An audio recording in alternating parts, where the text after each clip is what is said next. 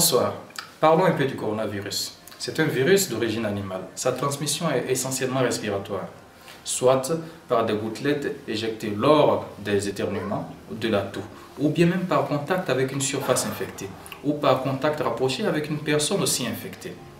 Ce virus se traduit sur le plan clinique par trois signes principaux.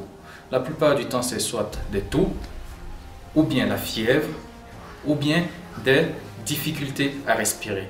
Mais dans des cas atypiques, on peut aussi avoir des douleurs musculaires qui rentrent dans le cas d'un syndrome grippal, comme si on avait la grippe, et même souvent la diarrhée, qui est dans de très rares cas, mais possible.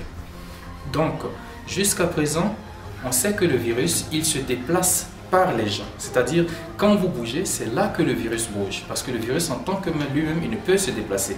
Mais le virus se déplace avec les gens. C'est pourquoi on vous demande de rester chez vous, pour ne pas que le virus se déplace. Bon, ce virus, il faut savoir qu'il tue. Il est extrêmement dangereux. Donc, il faut respecter les mesures de prévention qui sont dictées par l'OMS. Quelles sont ces mesures?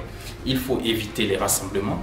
Il faut éviter de se saluer en se serrant les mains. Il faut éviter les contacts rapprochés, garder une distance de sécurité. Il faut se couvrir le nez en éternuant. Il faut il faut tousser dans un papier mouchoir et le jeter immédiatement. Il faut éviter aussi les embrassades, les accolades et tout. Donc toutes ces mesures, surtout la principale, c'est de se laver régulièrement les mains. Dans une prochaine vidéo, je vous montrerai comment se laver les mains.